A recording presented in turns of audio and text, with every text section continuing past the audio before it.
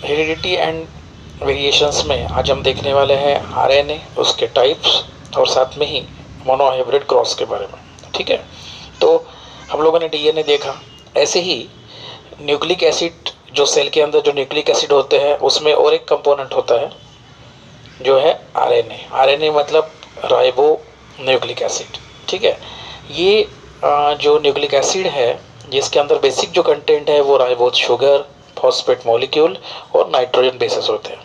4 type के nitrogen bases होते हैं, एडेनिन, ग्यूनिन, साइटोसिन और यूरेसिल। डीएनए में थाइमिन था, यहाँ याद रखिए यूरेसिल है ये जो है ना। तो इसको चारों को जो हम बोल सकते हैं कि न्यूक्लियोटाइड जो बनता है, ये न्यूक्लियोटाइड राइबोज शुगर, साथ में फॉस्फेट मॉलिक्यूल और जो नाइट्रोजन बेस मैंने 4 बोले उनमें से एक, इस तीनों से मिलके एक स्मॉलेस्ट यूनिट बनता है जिसे न्यूक्लियोटाइड कहा जाता है। और ऐसे बहुत सारे न्यूक्लियोटाइड इकट्ठा होके एक माइक्रो मॉलिक्यूल बनता है आरएनए का। ये जो आरएनए टोटल 3 टाइप्स के आरएनए हैं, आपको कई बार पूछते हैं। एक है राइबोसोम आरएनए, हम जानते हैं कि राइबोसोम ये भी एक कंपोनेंट्स है सेल के अंदर जो होता है अलोंग न्यूक्लियस माइटोकॉन्ड्रिया को छोड़ के, है ना। तो ये राइबोसोम, इसमें राइबोसोम का जो कंपोनेंट है वो आरएनए रहेगा और इसके अंदर जो प्रोटीन्स बनाना है, प्रोटीन सिंथेसिस की जो प्रोसेस है ये यहाँ परफॉर्म होती है राइबोसोम्स के। दूसरा जो है मैसेंजर आरएनए, इसे एमआरएनए भी कहा जाता है।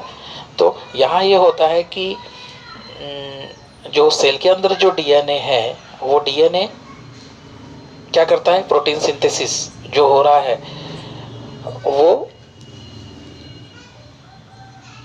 राइबोसोम जो है उसको पहुंचाता है, हम लोग बोल सकते हैं कि, या फिर वो मैसेज वो ट्रांसफर करता है। ये राइबोसोम कहाँ होता है, ये राइबोसोम होता है साइटोप्लाज्म में। ठीक है, तो हम बोल सकते हैं कि जो भी प्रोटीन सिंथेसिस की जो इन्फॉर्मेशन है वो इन्फॉर्मेशन जो जीन से रिसीव की है वो राइबोसोम को पहुंचाने का जो काम है वो मैसेंजर आरएनए करता है। उसके बाद है टीआरएनए। टीआरएनए हम जानते हैं कि टीआरएनए डीएनए के अंदर जो अमीनो एसिड होता है, तो ये जो प्रोटीन सिंथेसिस का जो मैसेज है ना, ये मैसेज अमीनो एसिड से रिसीव करने से बाद वो राइबोसोम को पहुंचाने का काम जो है वो टीआरएनए करता है, ट्रांसफर आरएनए। तो इस तरह से एमआरएनए, आरआरएनए और टीआरएनए के ये तीनों अलग अलग टाइप है आरएनए के। इसकी डायग्राम भी दी है 16.6 में, आप देख सकते हो। ठीक है, उसके बाद Mendel principle of heredity start होती है। हम जानते हैं कि जेनेटिक जो मटेरियल है, जेनेटिक मटेरियल जो है वो जो ट्रांसफ़र होते हैं फ्रॉम पेरेंट्स टू ऑफस्प्रिंग, वो इक्वल अमाउंट में होते हैं, इक्वल प्रोपोर्शन में होते हैं। मेल से मेल गैमेट, फीमेल से फीमेल गैमेट 50-50% पार्शियली होता है। और उस कारण से अगर ऐसा है तो फिर अगर 50% मदर से 50% फादर से अगर जीन्स ट्रांसफ़र होते हैं तो नेक्स्ट जनरेशन में, मतलब बच्चे में, प्रोजेनी में कौन से कैरेक्टरिस्टिक दिखेंगे? तो इसका आंसर्स मेंडल नाम के साइंटिस्ट ने दिया। ये मेंडल्स ने नियर बाय, ये हम बोल सकते हैं कि काफ़ी एक शतक पहले इसको डिस्कवर किया था मेंडल्स ने। और ये जो मेंडल्स जो थे, एक ऑस्ट्रेलियन साइंटिस्ट थे, उन्होंने सबसे पहले इसका जो कंक्लूजन देने के लिए जो एक्सपेरिमेंट किया ये पी प्लांट के ऊपर किया। पी प्लांट मतलब आप जानते हो मटर की जो फलियाँ होती है ना, वो है ना। तो जिसके थ्रू उन्होंने इनहेरिटेंस क्या होता है, इनहेरिटेंस में जो कैरेक्टर्स जो है कैसे ट्रांसफ़र होते हैं फ्रॉम पेरेंट्स टू ऑफस्प्रिंग, उसके कुछ रूल्स लोगों के सामने प्रेजेंट किए और वो सक्सेसफुल रहे, जिनके कारण से उनको नोबेल प्राइज़ भी मिला हुआ है। तो उस समय उन्होंने जो बेसिक, जैसे मैंने बोला कि पी प्लांट, मटर की जो फली है उसके ऊपर वो रिसर्च किया और उस समय विजिबल कैरेक्टरिस्टिक लेके उसके ऊपर रिसर्च किया। पी प्लांट का जो साइंटिफिक नेम है उसे पाइसम सैटिवम कहा जाता है।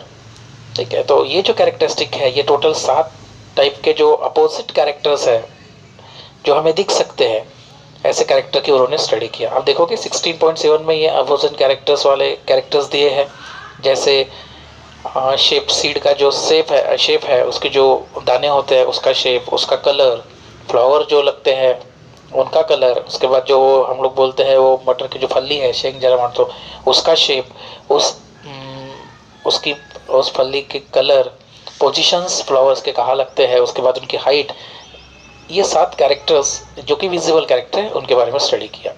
और इसमें हम देखेंगे कि लिखा हुआ है कि डोमिनेंट और रिसेसिव। डोमिनेंट मतलब ऐसे कैरेक्टर जो ऑफस्प्रिंग में दिखते हैं, प्रोजेनी में, नए नेक्स्ट जनरेशन में दिखते हैं, वो डोमिनेंट कैरेक्टर्स है। और रिसेसिव मतलब जो हमें इजीली नहीं दिखते हैं नेक्स्ट जनरेशन में, और इसीलिए डोमिनेंट कैरेक्टर्स को कैपिटल आर से रिप्रेजेंट किया है और जो रिसेसिव कैरेक्टर को स्मॉल आर से रिप्रेजेंट किया है।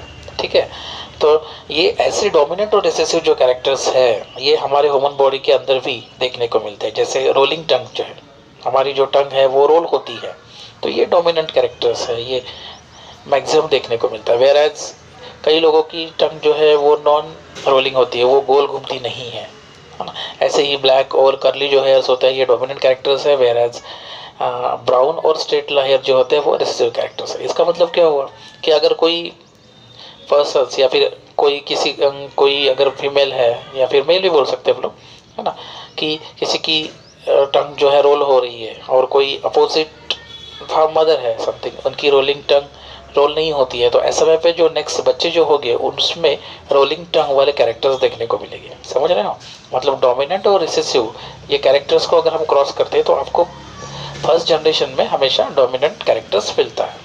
ठीक है, तो मेंडल ने 2 टाइप के क्रॉस किए, आज हम लोग उसमें से मोनोहाइब्रिड क्रॉस देखेंगे। ये मोनोहाइब्रिड क्रॉस क्या होता है कि जैसे मैंने बोला कि अलग अलग टाइप के कॉन्ट्रास्टिंग कैरेक्टर होते हैं, उसमें से एक कॉन्ट्रास्टिंग कैरेक्टर को लेके उसका क्रॉस करना, इस टाइप के क्रॉसिंग को मोनोहाइब्रिड क्रॉस कहा जाता है। तो मेंडल ने जो कैरेक्टर्स लिया वो लिया हाइट।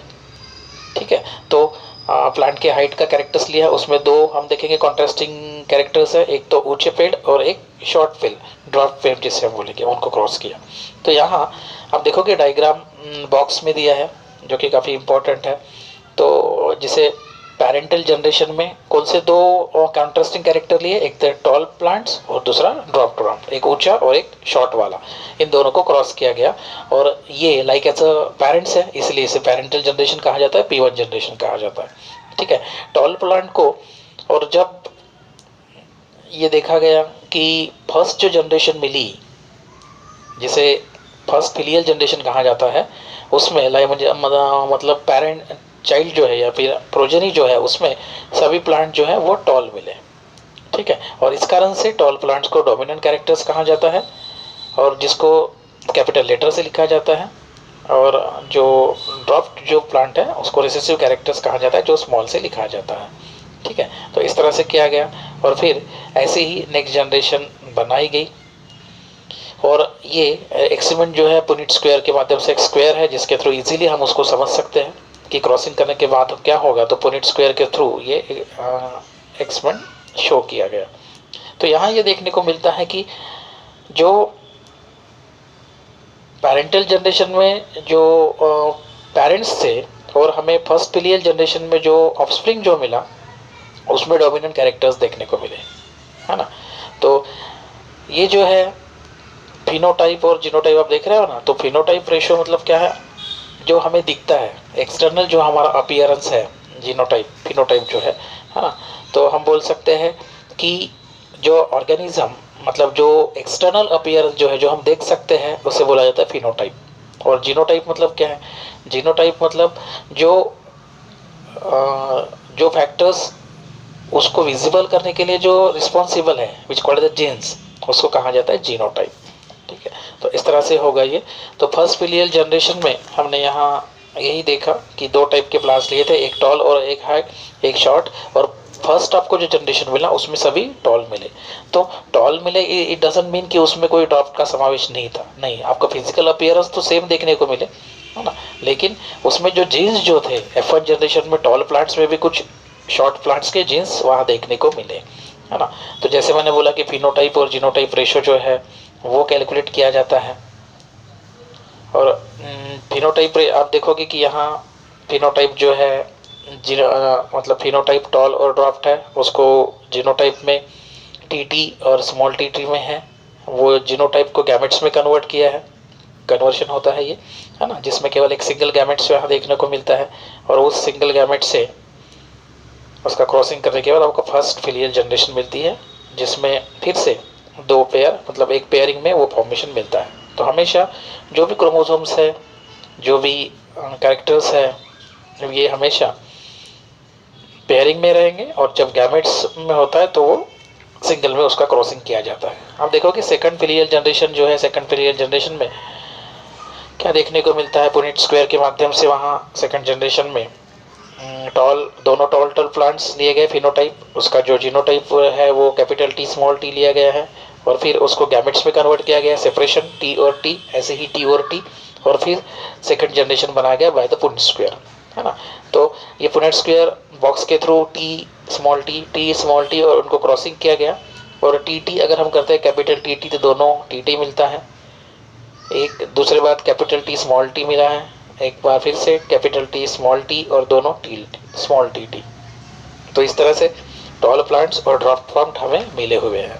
तो मेंडल ने जब ये प्लांट्स लगाए थे तो 929 प्लांट्स लगाए थे, उसमें से 705 जो प्लांट्स थे F2 जनरेशन में, जिसे सेकंड फिलियल जनरेशन कहा जाता है, उसमें वो 705 जो प्लांट्स थे वो टॉल प्लांट्स थे, वेराज 220 जो प्लांट्स थे वो शॉर्ट प्लांट्स देखने को मिले।